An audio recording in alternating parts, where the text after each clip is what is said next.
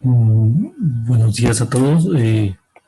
Disculpen el ruido inicial, que es un problemita que me salió con la grabación, pero de hecho es así.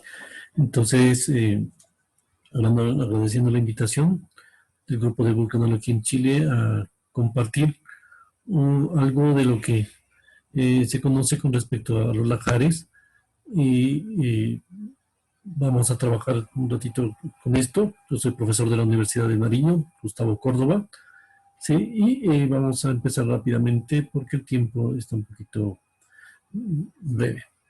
Sí, entonces lo que vamos a ver es algo de cómo se movilizan los flujos, las diferencias entre inundación, avalanchas, unas características generales especiales, ¿sí? Vamos a discutir sobre el alcance de estos flujos, ¿sí? Hablando entre sus características, de la descripción del cuerpo del lajar, ¿sí? Lo que pasa con la topografía, y después, cuando abarquemos la amenaza, vamos a hablar de las incertidumbres en la evaluación de la amenaza y los tipos de modelos que hay también, y varias incertidumbres y algunos errores que se tienen en este tipo de modelamientos, ¿no? Entonces, bajar es una palabra indonesia para referirse a los flujos de lodo, pero en Indonesia la mayor parte de flujos de lodo pues vienen con material volcánico. Entonces, un lajar es un caso particular de flujo de lodo, que es sus partes sólidas se componen de material de origen volcánico. Se acepta que la concentración de un lajar está entre el 5 y 50% de material sólido. Menor que 5 pues es prácticamente un material fluido, es agua casi pura y puede tratarse con los, aproximaciones hidráulicas sin problema, ¿no? Incluso hasta el 10%, siendo un poquito toscos, pero en general hasta el 10% se hace, pero rigurosos desde el 5%. Más del 50%, pues las partículas prácticamente están rozando unos con otros. Esto hace que la fricción sea mucho más importante y caemos en la definición de flujo granular. Bueno, vamos a volver a esto. Sí, entonces es una mezcla de líquido, partículas finas y rocas. ¿Sí? Y hay una característica especial para la amenaza que después vamos a ver por qué. Se muestra una muy alta presión dinámica, lo cual lo hace extremadamente dañino, ¿no? Entonces, aquí vemos un ejemplo de un lajar recién depositado, ¿sí? Donde hay mucha agua apenas, ¿sí? Y en la foto de la derecha, un lajar donde ya se está consolidando, medianamente consolidado, partes de él incluso se los pueden lanzar como si fuese algo con muy poca agua, totalmente consolidado. Sí, entonces, las fuerzas del fluido, ¿sí? Y los sólidos deben actuar conjuntamente para producir este flujo de detritos. Y aquí una importante diferencia entre lo que es una inundación y una avalancha de escombros. Una inundación, las fuerzas que mueven esto, es las fuerzas de inercia, que representadas por la fuerza de gravedad, y quien lo frena, balanceado por las fuerzas viscosas. Entonces, hay ese balance de fuerzas, ¿no? Entonces, la inercia, cuando esta fuerza de inercia se disminuye, representada en un cambio dependiente, rigurosamente pendiente cero, sí, este va a tender a detenerse. No debido a que el poco cantidad de partículas sólidas grandes, ¿sí? Entonces no va a causar demasiado daño. Aquí vemos edificaciones en pie y por supuesto hace un daño económico grande, pero no te destruye casas. En cambio, una avalancha de escombros, las fuerzas que dominan, pues la fuerza de inercia, por supuesto, esto empieza a moverse y te da una inercia, y como se están topando partículas una con otra, la fuerza que se opone a ese movimiento es la fuerza de fricción, no la viscosidad. Entonces esta fuerza de fricción, pues, tiene actúa mucho más fuerte que la, que la viscosidad. Sin embargo, el hecho que tengamos estas partículas hace que el flujo se devenga en algo mucho más peligroso, ¿sí? O sea, el impacto va a ser muy representativo a la hora de evaluar la amenaza, ¿no? Entonces, esa interacción entre las fuerzas, los sólidos y el fluido le da esa capacidad destructiva que tiene. cómo se moviliza un lajar a partir de un material que se ha depositado aquí alguna vez o muy pronto, ¿sí? Y entonces estos ocurren cuando las masas de sedimentos que estén saturados con agua descienden por pendientes en respuesta a la gravedad, como dice ahí. Entonces, desde el punto de vista físico, pues la humanidad ha logrado hacer una interpretación matemática de lo que pasa en el fenómeno que sucede en la naturaleza. Aquí tenemos lo que conocemos como el criterio de Coulomb para poder iniciar esta movilización, en el cual se presenta un balance entre la resistencia al esfuerzo constante, ¿sí? Que puede tener el material, ¿sí? Y el esfuerzo normal inducido, que es el peso mismo. Representando el peso mismo, pensemos en un bloque del peso mismo sobre la parte horizontal, ¿sí? Entonces es perpendicular a esa parte horizontal y balanceado por la presión de poro, es decir, el agua que está inmersa en medio de las partículas y del material de ese bloque de material que se va a mover. Y también depende del ángulo de fricción, ¿sí? Del ángulo de fricción, o sea, la fricción que exista entre la base de ese bloque y la base el material que se tenga en el suelo, ¿sí? Entonces, y además tenemos otra parte importante que es la cohesión, ¿sí? Este fenómeno también depende un poco del agua y debe presentarse en material fino. Por eso la arcilla, que es un material muy, muy fino, es un material típicamente cohesivo, ¿sí? Entonces, algo que no tiene cohesión cero, pues son la arena, por ejemplo, los granos de arena, que son granos grandes, muy grandes comparados con la arcilla. Esto la cohesión es nula y en este balance esto se va a ir. Arena con un poquito de material arcilloso, pues se vuelve ya cohesivo. Entonces hay esas complejidades que se pueden representar matemáticamente con esto. Entonces podemos ver aquí algo importante, y es que cuando la presión del depósito empieza a subir y tiende a igualar a este esfuerzo normal, ¿sí? Esto puede ser balanceado y esta parte se anula, ¿sí? Quedando solo la cohesión. Si el material es poco cohesivo, pues también todo esto todo esto se refleja. Entonces, de ese fenómeno podemos, desde el punto de vista matemático, verlo aquí de manera prácticamente explícita, ¿sí? También este esfuerzo normal se reduce cuando tienes bastante pendiente, porque estás multiplicando, o sea, proyectando un esfuerzo que es vertical en una pendiente. Entonces, este también se va a reducir con las grandes pendientes. ¿Sí? De tal manera que para que se pueda generar, estamos hablando de que debe haber una adecuada presencia fuente de agua, o sea, que aumente esa presión de poros, que me reduzca la fricción basal, ¿sí? ¿Sí? Y entonces tiene que haber también material, ¿no? O sea, abundantes escombros no consolidados, que lo que facilita ese movimiento, por ejemplo, depósitos de flujos y caídas piroclásticas. Entonces, como estamos hablando de volcán y materiales piroclásticos, y aquí se presentan dos cosas, lástima no tengo señalado, eh, es que este lajar se puede empezar a mover con material depositado hace miles de años o en una erupción que sucedió hace 500 años, por ejemplo, o menos, o en ese caso se llama flujo secundario. Sí, el primario es el que surge inmediatamente en una erupción, o sea, llega, hace una erupción, deposita material, bien sea por caída o bien sea por un flujo piroclástico, y este es afectado por el agua y empieza a movilizarse, ¿no? Entonces, eso es un lajar sí, que es primario, ¿sí? El típico lajar que ocurre cuando suceden las erupciones inmediatamente después de una erupción o durante la erupción. Entonces también para poder bajar esa presión, siguiendo con el tema, para poder bajar ese esfuerzo normal, pues con altas pendientes se baja ese esfuerzo normal. Entonces con altas pendientes típicamente mayores de 25 grados facilitan esa generación. Entonces un requisito que tengamos una pendiente de 25 grados o más de 25 grados, y por supuesto tiene que haber un mecanismo de disparo que nos baje de manera instantánea, ¿sí? Esa resistencia que tiene el material. Una de ellas es, por ejemplo, una lluvia torrencial.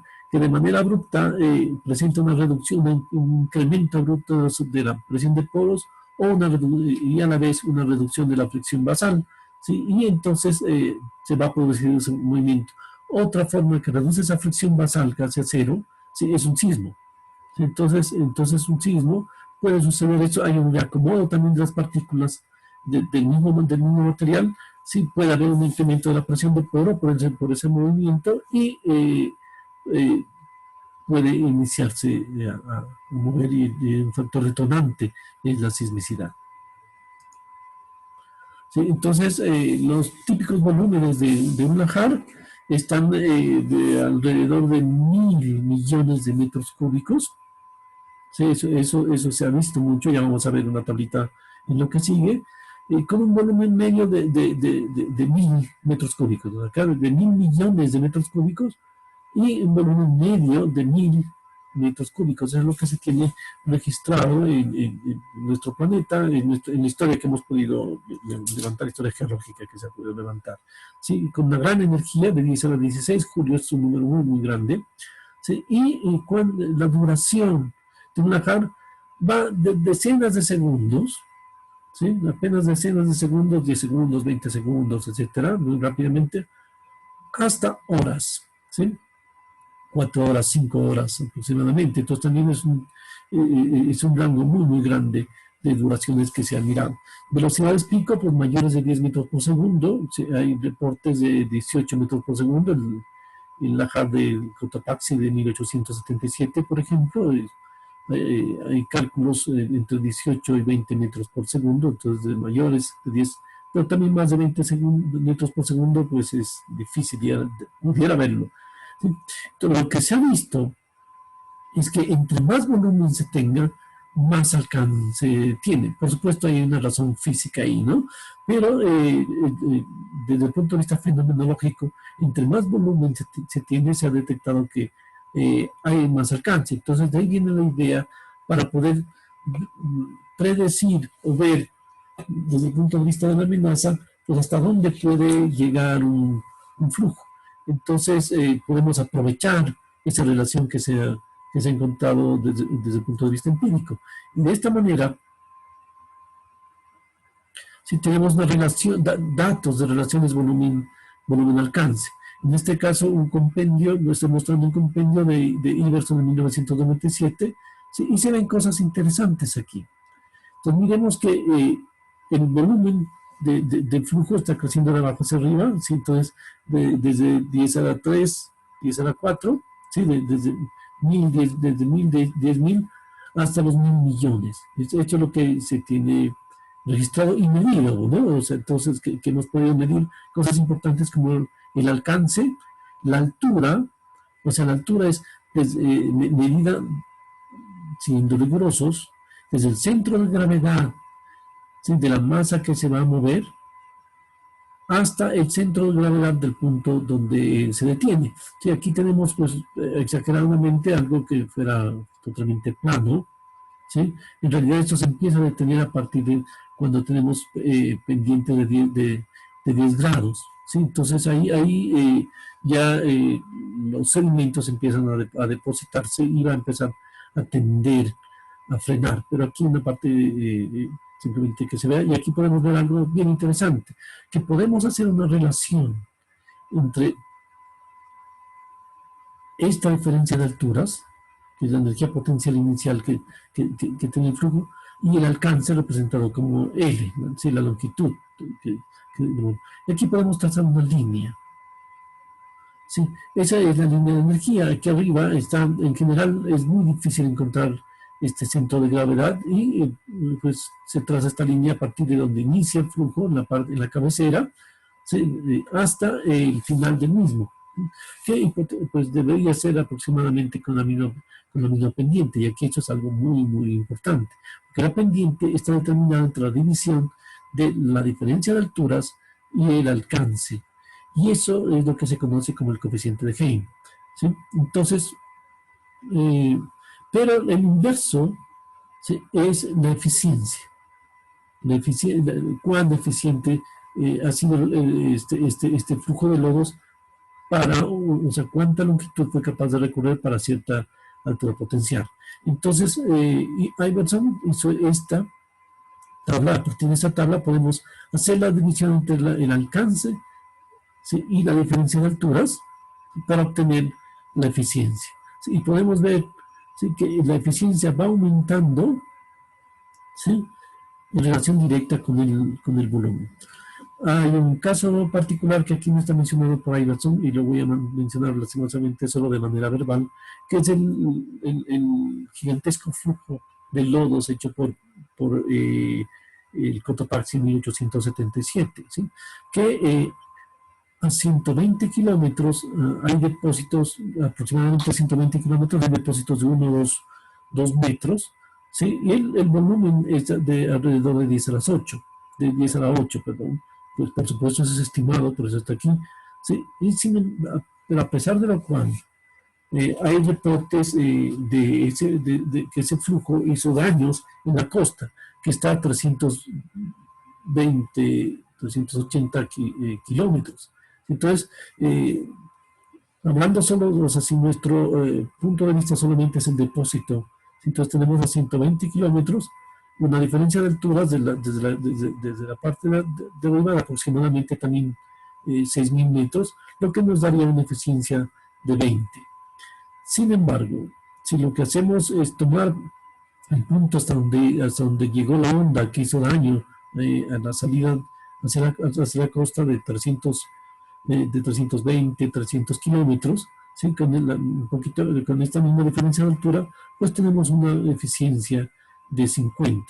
Lo que nos dice también que esto, en realidad, no es algo, no se puede tomar a rajatabla esto, ¿no? Entonces, pues habrá puntos que sobrepasen y que difieran esta norma. Pero en términos generales, sí podemos ver esto, lo cual nos va a permitir desarrollar aproximaciones y relaciones entre el volumen y el alcance, y sobre todo la eficiencia. Entonces, si se puede graficar, ¿sí?, esta relación alcance contra el volumen, ¿sí?, vamos a tener gráficas como la que se ve ahí, teniendo cuidado que no contemplan efectos topográficos. Una de las razones por las cuales pudo haber sido tan eficiente el flujo de Cotopaxi es por el tipo de topografía que se tiene acá en los Andes, ¿sí?, con canales muy angostos, lo cual hace que se pierda el área transversal y el flujo termine acelerando y ganando mucha más inercia. Entonces, los cañones que se presentan acá, pues, tienen un efecto importante en el alcance, ¿sí? Pero esto simplemente es haciendo estos análisis, y Lickerman en el 99 pues, hizo esta propuesta, por ejemplo, graficar la multiplicación del volumen por la diferencia de alturas, ¿sí?, con respecto a la longitud, y da esta correlación que le permitió sacar esta curva con esta aproximación que vemos aquí. Entonces, pero también vemos algo importante, ¿sí?, y es que a partir para flujos de más de 1.000 metros cúbicos, ¿sí?, o de 5.000 metros cúbicos, la dispersión es muy grande. Entonces miren que para 10 a la 8, que estaría por esta parte de acá, Cotopaxi estaría con una longitud muy grande, si tenemos en cuenta que la verdad es que arribó casi a la costa. Si solo contamos con lo que tenemos registrado de reconocidos depósitos, pues va a bajar un poco, pero de todas maneras se va a pasar una mayor longitud. Por tanto, hay una gran desviación en esto, y si uno hace esta parte, pues hay que leerla con cuidado para flujos muy grandes, de manera muy responsable. Una desventaja es que necesitamos a priori el conocimiento de H. Entonces, este H pues, sería independiente del alcance, siempre y cuando tengamos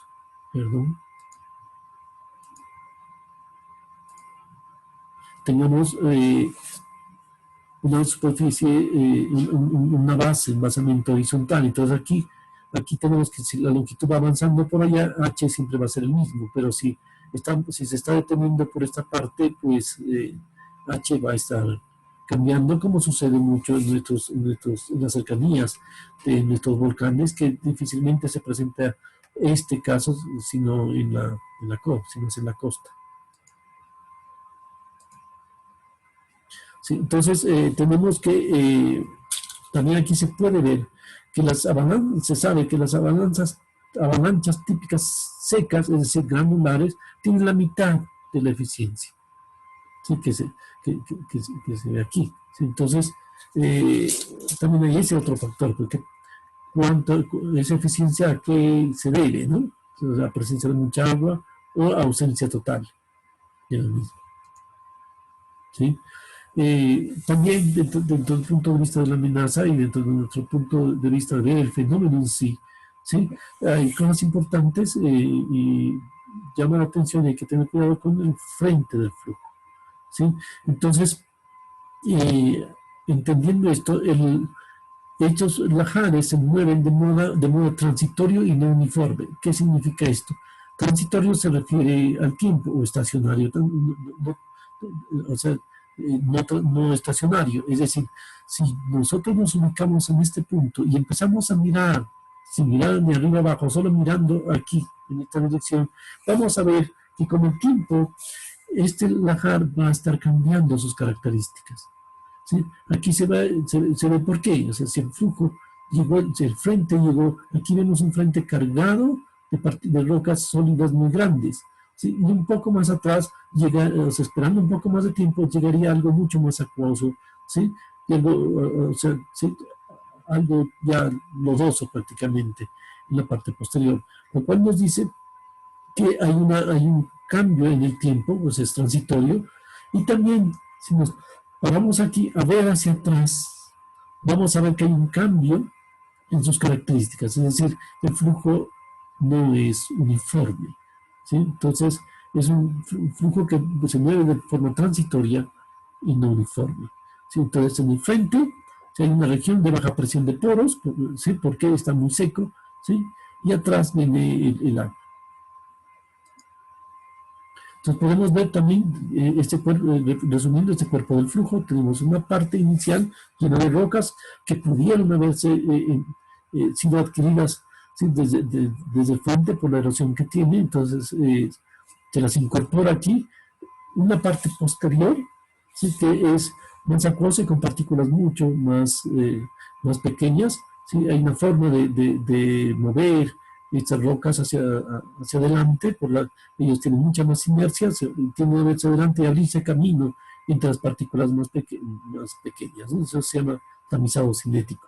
¿Sí? Entonces, y aparte de atrás, partículas se están consolidando. Entonces, aquí se muestra una complejidad en las cuales hay unas partes donde domina la fricción y las colisiones, y en otras partes, pues domina una parte más fluida.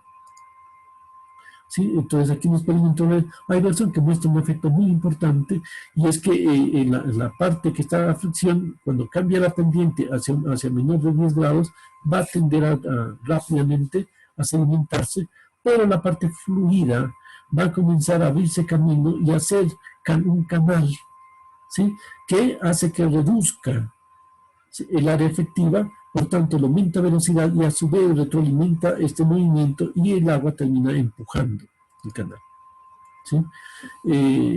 Otro caso, hasta aquí hemos visto el caso de cuando el lecho es seco o tiene muy poca agua. Cuando el lecho, que pasa mucho en los Andes, el lecho es un río, ¿sí? Un río que tiene bastante agua, la situación del corte es un poquito diferente.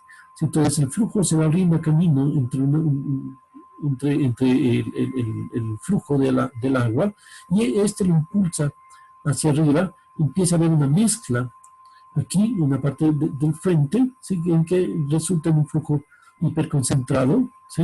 De más de 20, de más de 20%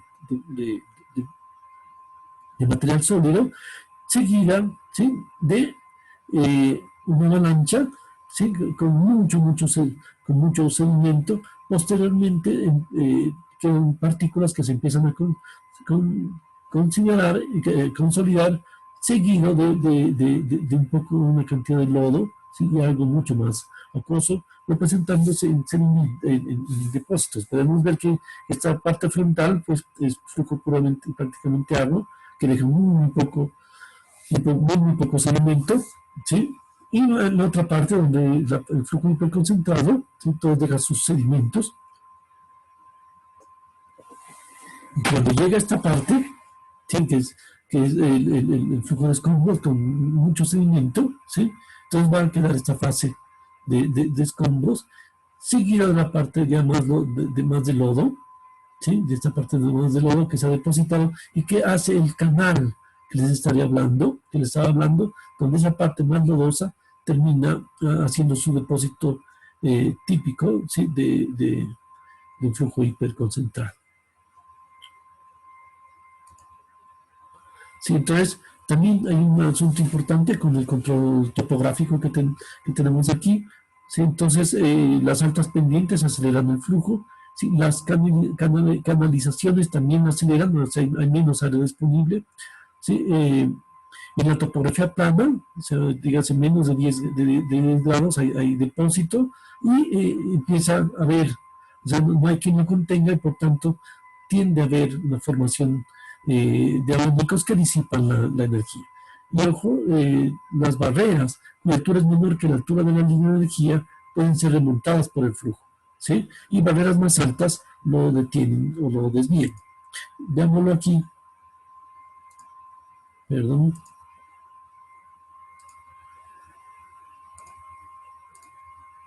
Aquí, ¿sí? Entonces, la línea de energía sería esta, la que une los centros de gravedad, hablemos, pero entonces aquí hay un ángulo y si tenemos un edificio más alto, ¿sí? Una barrera más alta, con esa energía no va a poder pasar, ¿sí? Se va a chocar, va a desviar, y si el obstáculo, llámese una casita, es más baja que la línea de energía, pues va a ser remontada por el flujo, ¿sí?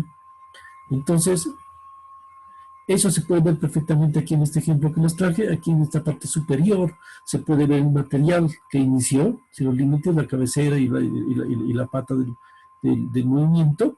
¿Sí? Y este empieza a deslizarse, empieza a adquirir agua de nivel freático, miren lo boscoso que hay aquí, y termina convirtiéndose en vez de flujo de detritos en un flujo de lodos, ¿sí? Donde se puede ver cómo cuando hay la línea de energía es más alta que los obstáculos, pues los va a tapar. También hay otro fenómeno que es esa capacidad destructiva, se puede destruirlos e incluirlos en el flujo, y los sitios donde la línea de energía es mucho más baja, pues va a ser capaz de detener, como se ve en este barrio, en esta cuadra de este barrio.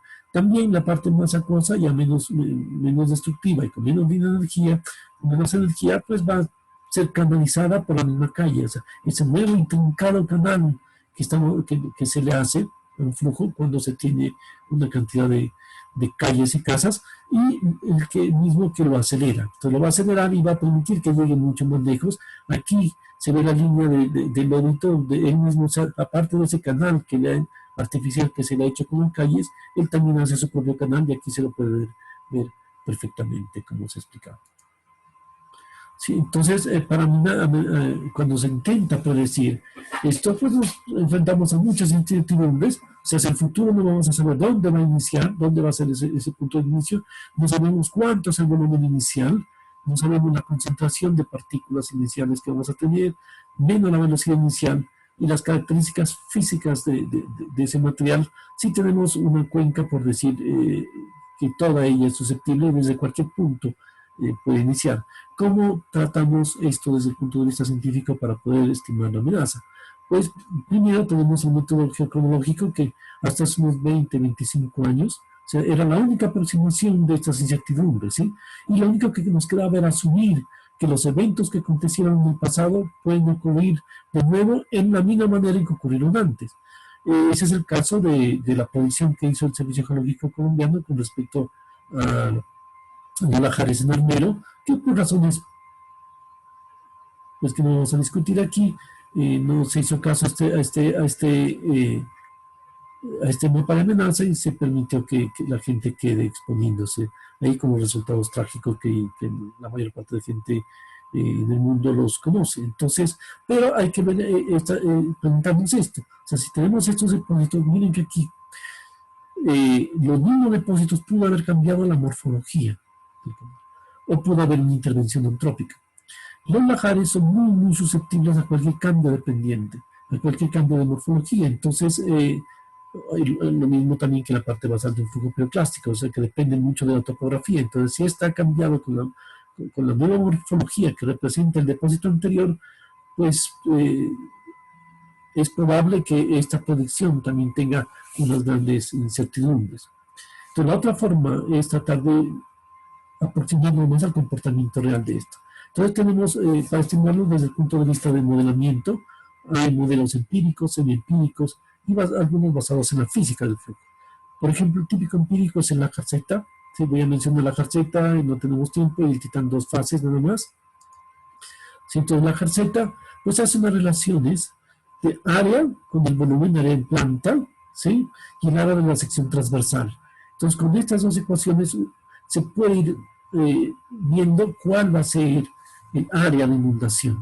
Esto se puede hacer manualmente, si se tiene una buena topografía, hemos hecho ese ejercicio aquí, o con el programa que desarrolla Iverson, que es el Lajarceta, tiene una gran ventaja que da una rápida estimación de las áreas de afectación. ¿Sí? Es muy simple, ya que solo requiere un modelo digital de elevación muy bueno, entre otras, ¿sí? y un volumen.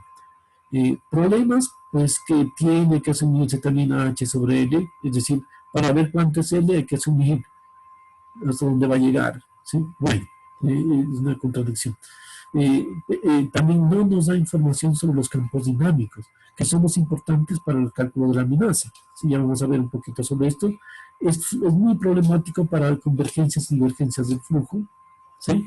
Y además presenta a veces, cuando el modelo digital no está muy bueno, tiende a presentar unas espinas, que esas hay que eliminarlas de los mapas de amenaza, del análisis de amenaza, porque eso es un artefacto de hecho, el doctor Iverson está moviéndose ya a otro tipo de modelos que vamos a ver.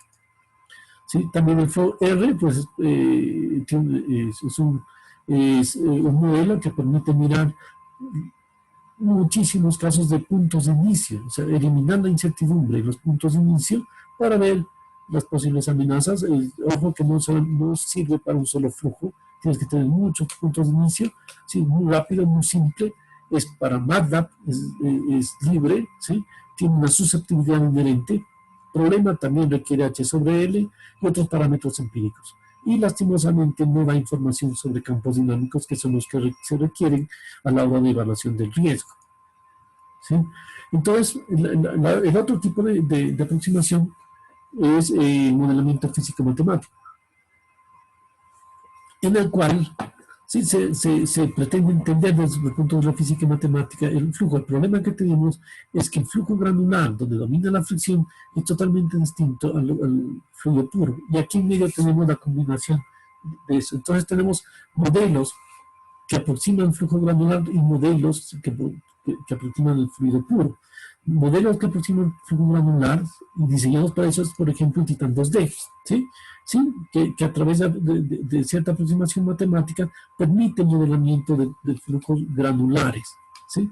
Pero como dijimos, lo que domina la fricción, y podemos tratar de modelar lahares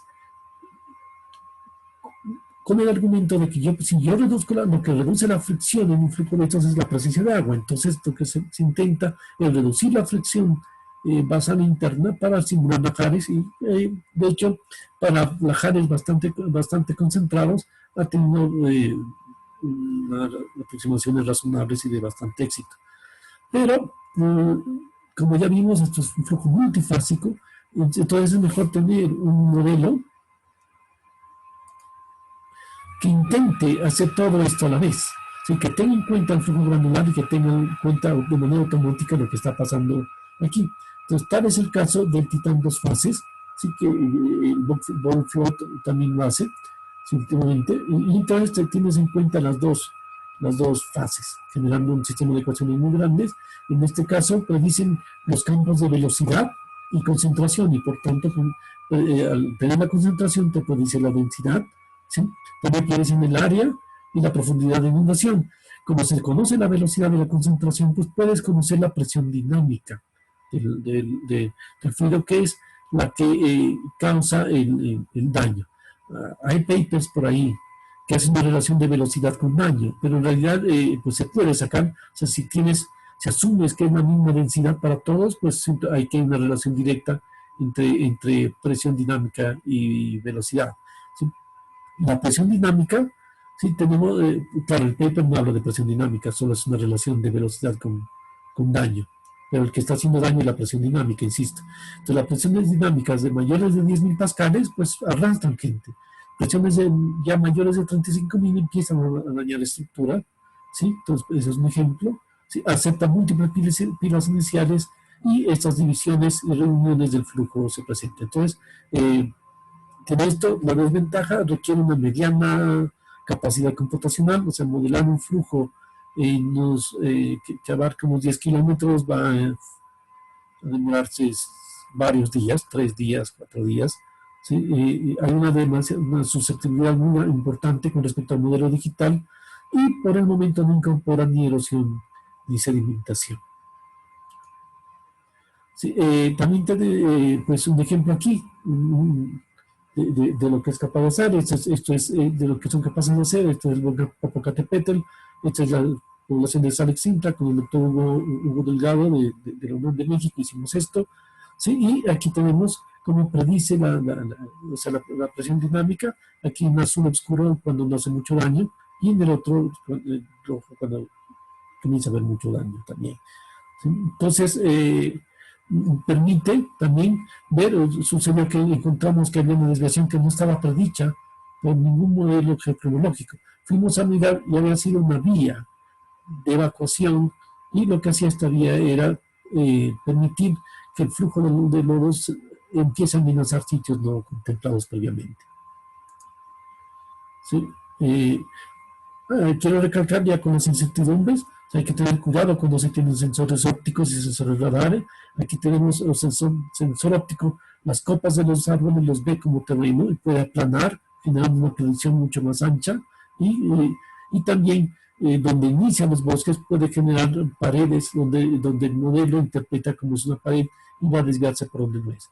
En cambio, el radar, aquí en rojo, pues sí nos permite ver la parte sin árboles. En general tenemos sensores ópticos, ya, o sea, los modelos de los sistemas de información geográfica, puedes eliminar los bosques, puedes generar correctivos pendientes, dirección de flujo, lo que nos ayuda mucho a tener en cuenta y a que tener paciencia y no aplicar directamente el modelo digital de elevación. Aquí tenemos otro efecto, cuando el modelo es muy pequeño, ¿sí? O sea, también produce la precisión es muy baja, 15 metros aquí, hay una desviación. Esto es en vía angostura argentina, un modelamiento, y aquí vemos cuando se mejora el modelo digital, pues ya tiene una respuesta más cercana a la realidad. Sí, también hay una incertidumbre vertical, o sea, el píxel es como si fuera una losa, en el cual se promedia la altura, es como los píxeles de imagen donde se promedia el color. Aquí tenemos el promedio de la altura, ¿sí? Entonces tenemos estos píxeles, y lo cual nos hace que sea muy susceptible o sea, genera otra incertidumbre que es en altura. Entre más pendiente tenga, estas losas se van a alejar y nos va a dar una pendiente muy grande, una incertidumbre muy grande en altura. Eso hay que tener cuidado. También hay otro